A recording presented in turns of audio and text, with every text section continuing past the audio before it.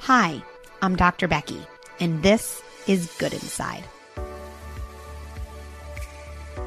I'm a clinical psychologist and mom of 3 on a mission to rethink the way we raise our children. I love translating deep thoughts about parenting into practical, actionable strategies that you can use in your home right away. One of my core beliefs is that we are all doing the best we can with the resources we have available to us in that moment. So even as we struggle, and even as we are having a hard time on the outside, we remain good inside.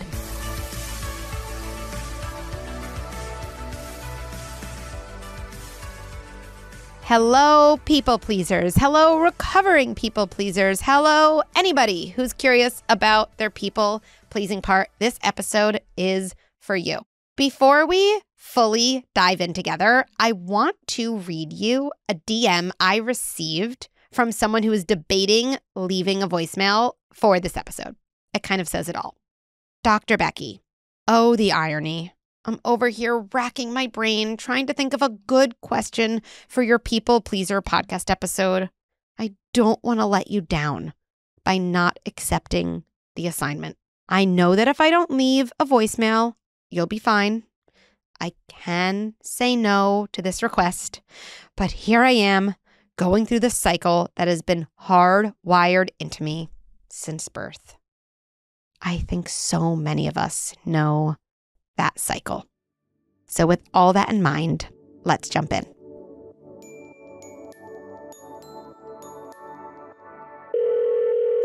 Let's hear from our first caller, Alyssa. Hi, Dr. Becky. This is Alyssa calling in from Bethesda, Maryland, where my 2-year-old daughter is sleeping upstairs. And I'm calling about your request for people pleaser stories. And oh my goodness, I am a people pleaser. A people pleaser's people pleaser, I suppose.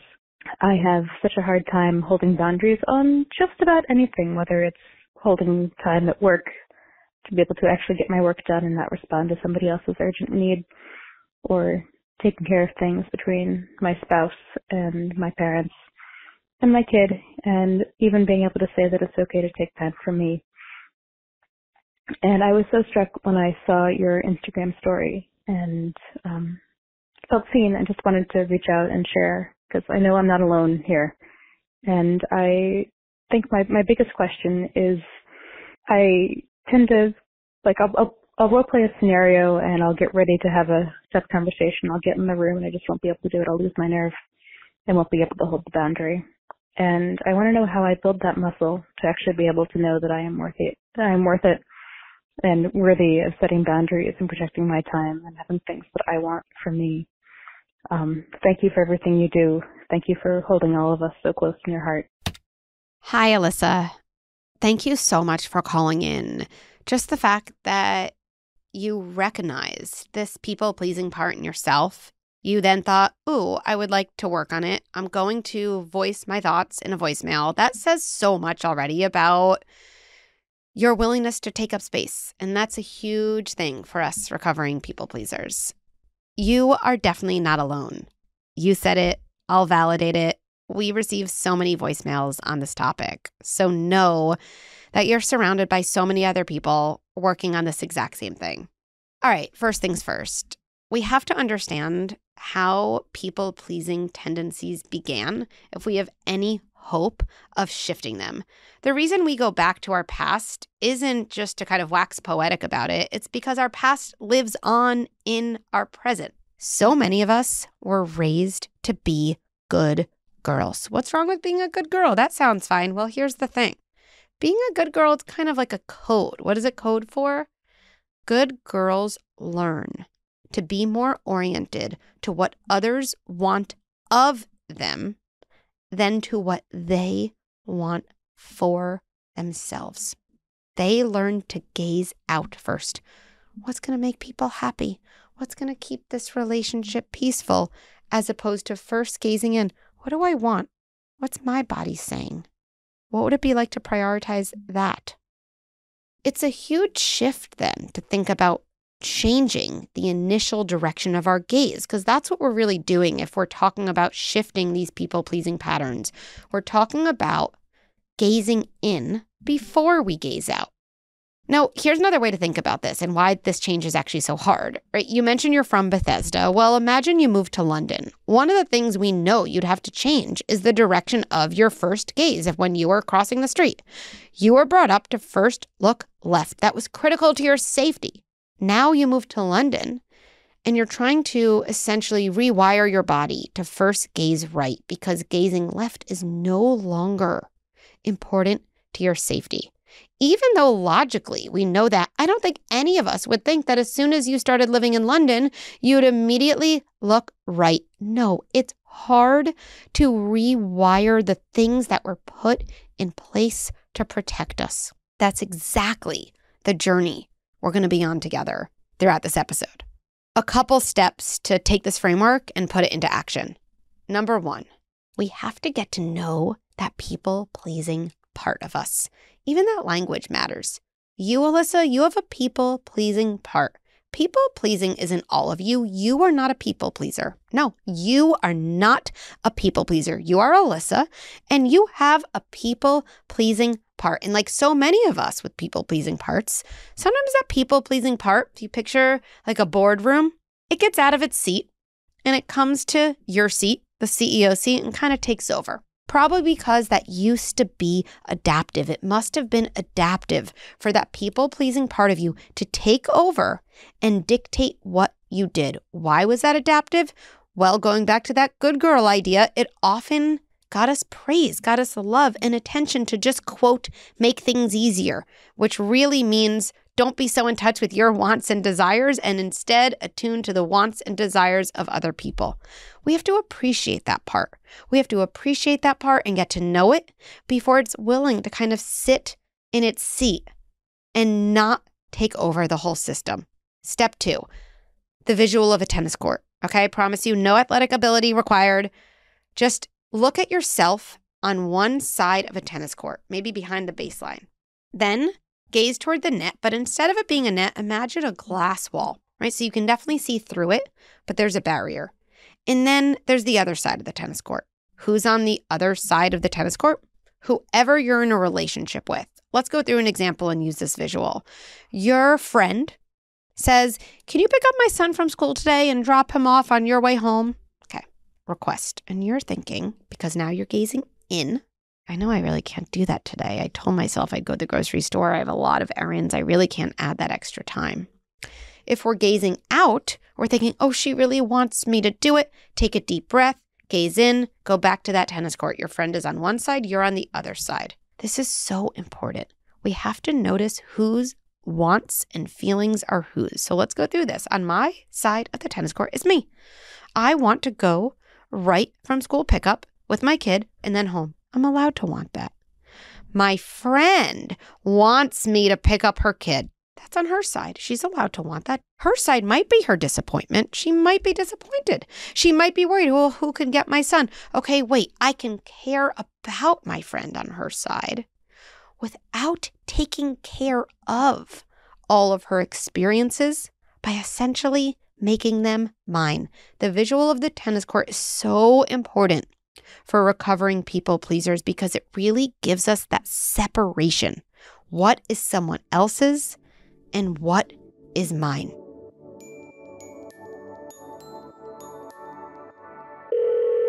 And now our second caller, Hana. Hi, Dr. Becky. My name is Hana. I have a deeply feeling kid that's 4.5 years old.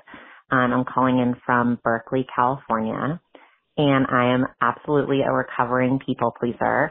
Have been in therapy for many years talking about this. I was basically trained as a child to always say yes for fear of being yelled at or for fear of disappointing my own parents.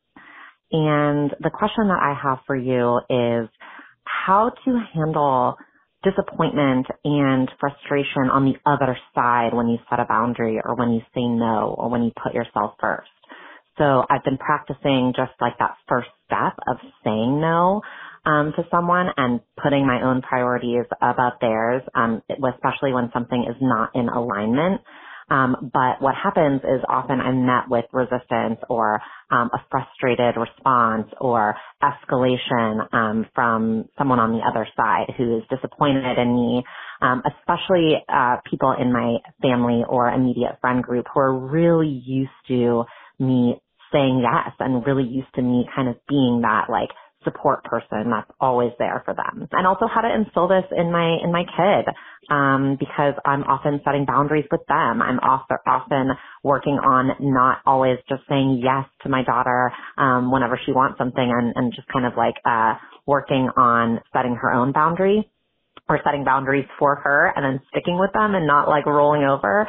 So when she gets escalated, how to stay calm and how to just practice that with also the grown-ups in my life. Hi, Hana. Another kind of voicemail that just resonates so deeply. And it makes me think about something that I truly wish I was taught in school earlier. And I feel like this is a life lesson that needs to be taught. I don't even want to say in high school, like starting in elementary school.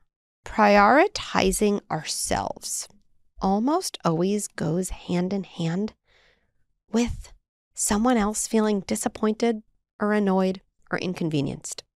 There, I said it. There's some like magical scenario I think we dream up where we think, okay, I'm going to say no here. I'm going to say no to my boss, or I'm going to ask my partner to do something with the kids I don't usually ask. And there's going to be rainbows and butterflies. Like it's just going to be an amazing moment and everyone's going to celebrate me standing up for myself. It just doesn't happen. And we play all these games with ourselves. Like, well, how can I ask in a way that, they won't be mad at me? Or how can I ask in a way that they won't feel like it's that big of a deal? As opposed to something that's tricky in some ways, but much simpler in other ways. Two things are true. I'm allowed to ask for what I need. Other people are allowed to feel whatever they feel about it. And we can go from there. I don't need to control their reaction to my asking for my need to be met. And actually, if I build tolerance for someone's response of disappointment or someone's, oh, I guess I could do that. If I build tolerance for that, I'm going to be able to get many more things that I want for myself. Wow, that is so important. We can't control how other people react to our speaking up for our wants and needs. Now, we can ask for our wants and needs to be met in many different ways. Certainly, some have a greater likelihood of being met with cooperation. Probably they have a greater likelihood of just being in line with our own value system of how we like to speak to other people we care about. But we can't create situations where other people pat us on the back or other people feel no impact to our asking for our needs to be met. Here's an example. Your in-laws live nearby and they often come by for a visit and it's new for you to say no, right? Because you often think, oh, I guess it's just not a big deal. And they, are driving from far away and it's only a short time. Meanwhile, it never goes the way you want it to. They always stay later. You get annoyed. You end up yelling at a kid or at a partner because you have this built up resentment for not having set a boundary. Anyway, this is all coming together for you. You're thinking, oh, here I am listening to this recovering people pleasers voicemail and podcast, and I'm going to do things differently. Great. Your in-laws call and say something like, hey, we're only 6 minutes away. We're going to stop by. Ooh, you get your composure and you say something like this. Ooh, we're not available for a visit today. Maybe even get, oh, why? What are you doing? You say, oh, we need some quiet time as a family. We're not available to have any visitors. That's your boundary. I don't know anyone who has in-laws who's going to say, wow, I'm really proud of you for standing up for what you need. Thank you so much for letting me know. It's just not what happens, right? What often happens is this. Oh, well, I was planning on coming by to see the grandkids. And I live a little bit far away. I'm right there. Okay, deep breath. I want to go back to that tennis court that we just talked about, right? So, Hana, you're on one side of the tennis court and your in-laws are on the other. And this is something really interesting to note. If you identify as having a strong people-pleasing part, this can happen a lot. Someone on the other side of the court is disappointed. An in-law. They're disappointed. They wanted to see their grandkids. I get it. Okay, they're disappointed. This is what can happen. Their disappointment somehow comes out of their body. It travels through that glass wall. It goes to your side of the court and it enters your body, not as disappointment. It somehow transforms when it enters into your guilt. Their disappointment, which is a feeling in their body on their side of the tennis court, somehow explodes out of their body and now is kind of floating. And something happens where you, right, or someone on your side says, oh, wait, I can open up. I can take that into my body and it transfers as my guilt. Now I have the guilt instead of them having the disappointment. And then I think, okay, I'll let them over to get rid of my guilt. When we do that, we build up resentment and rage. It doesn't work for anyone, but over and over, this can happen. So I want you to do this exercise with me and actually do this. I want you to give that feeling back to its owner. This is not an act of aggression. This is actually an act of maintaining boundaries. That wasn't your feeling in the first place. You acted in alignment with your values. That's not your guilt. Guilt is when we act out of alignment with your values. When you think, oh, I ended up yelling at someone at the grocery store and I feel really guilty because I don't like to do that and I'm going to go apologize. Okay. You said no. You didn't want to have anyone over. You wanted to maintain the boundary. That's not guilt. That is someone else's disappointment. It's just that so many of us, because we gaze out, have developed this muscle of taking other people's disappointment and kind of saying, oh, no, don't worry. I can take that on, turn it into my guilt, solve my guilt, and move on with you. Except it doesn't work and we got to give it back. So in my own life, sometimes I really will. And I don't know if you can see me right now, right? You probably can't, but imagine me sitting with my hands out and really doing a push motion. Push, like actually push that back. Really watch that feeling go back over through that glass wall and give that back to your mother-in-law. And here's where boundaries and empathy really go hand in hand as we're working on that people-pleasing part of us not taking over. The boundary is no, right? You already said it. We're not available for a visit today. Then you hear this from your in-law. Remember, their disappointment, not your guilt. Oh, I was planning to come. I'm so close. I haven't seen the grandkids in however long. Okay, I pushed it back. How do I use empathy? Now I can use empathy. Listen to this. Oh, you didn't expect me to say no. I get it. It's really disappointing. I'm not being facetious. I'm actually being completely honest. I would feel disappointed. Oh, I hear you. You really wanted to see the kids today. You kind of drove a little bit out of your way. I hear that's really annoying. I legitimately understand that. Now that I've given the feeling back to its owner, I can empathize with it. We can't empathize with feelings that we merge into. There's nothing to empathize with. We've just accepted that feeling into our body. You can only empathize with someone when you're a separate human being. That boundary starts that process. You give the feeling back to that owner on the other side of the tennis court. Now you can actually show up with empathy because you can care about someone's disappointment once you haven't turned it into your guilt. Now, you had a multi-layer question also about how we can help our kids set boundaries and not have their people-pleasing parts take over. Well, keep listening. I'm going to get to that in the next section.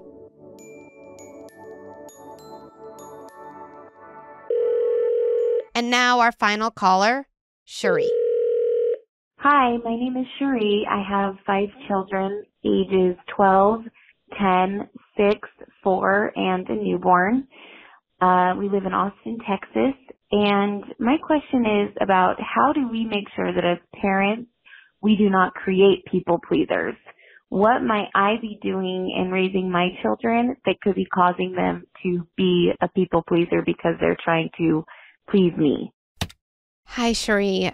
Thank you for this really thoughtful question. I love that you're thinking kind of very proactively, right? Like, how can I do things today that set my kid up to honor their own boundaries, be in touch with what they need?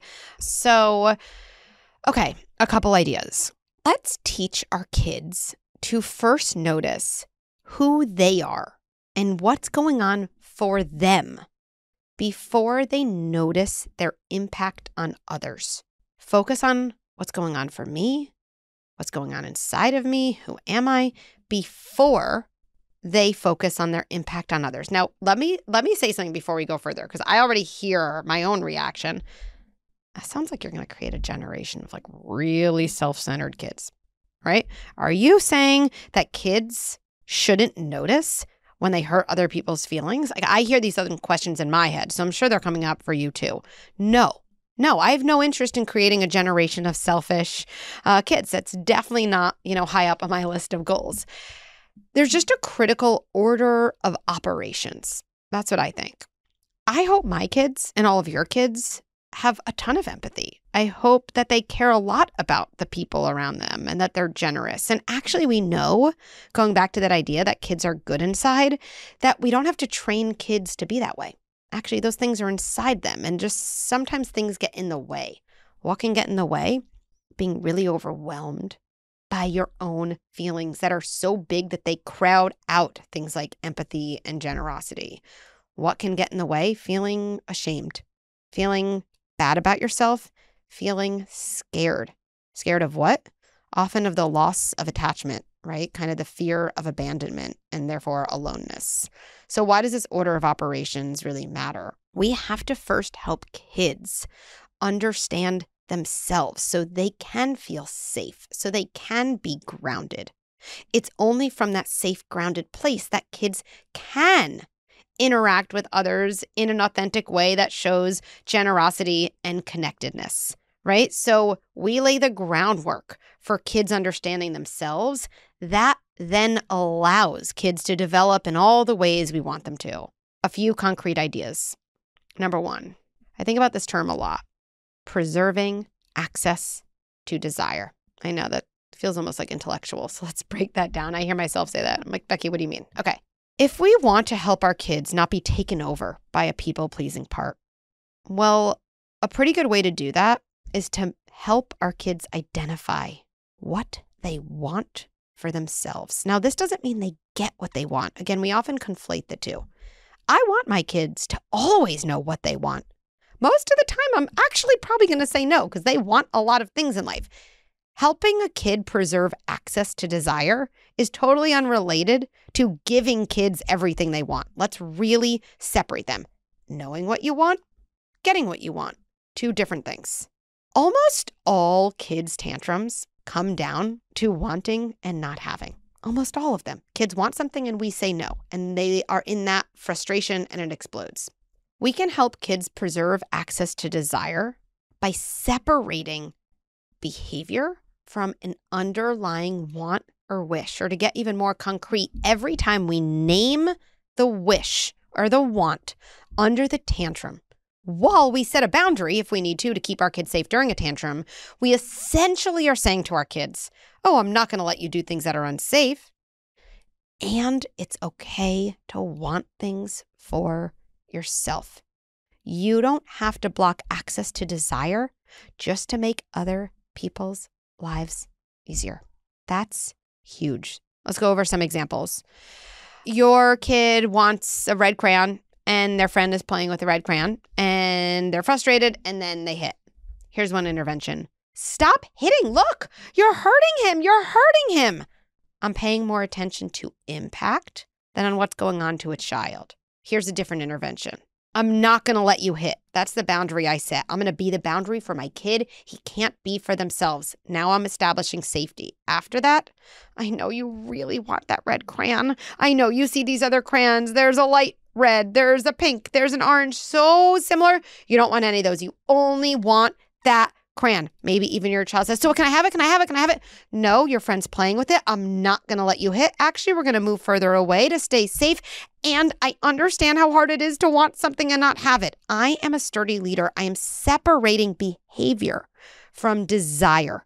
And I'm also not using this situation to put guilt on my child. For my child in a dysregulated state to learn, oh, I guess the only thing that matters is that the other person is upset. That doesn't teach a kid a regulation skill they need. That only teaches a kid that their wants endangers their relationships.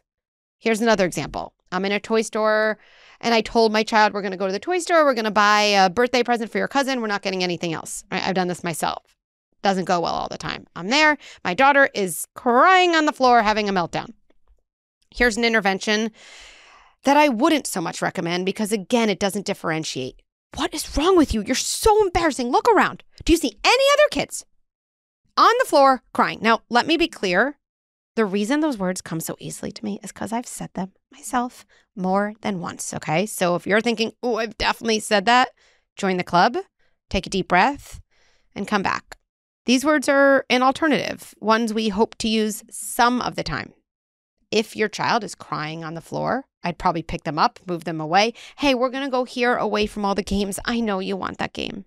I know it's so hard to be in a toy store. It's so hard to be in a store full of things you want and not get anything. We're not going to get anything besides this gift. And sweetie, I love that you want things for yourself. It's really cool. My no is still a no, but you're always allowed to want things. That's so powerful to say to kids.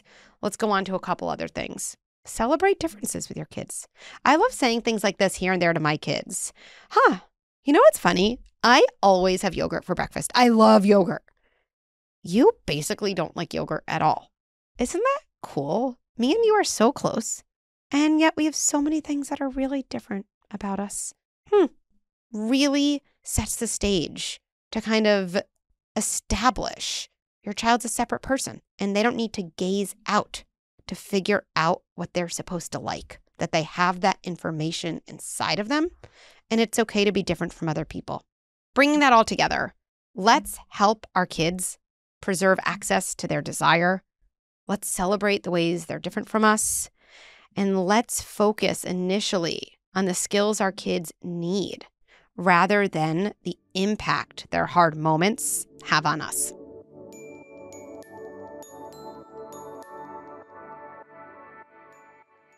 Let's tie it all together with 3 takeaways. 1, use that visual of a tennis court. It is so powerful. We have to have some visual or metaphor to hold on to as we make emotional changes. So think about something where you might have your people-pleasing tendencies act up, and then use the tennis court. Put yourself on one side, think about who's on the other, and really think through what is yours and what is theirs.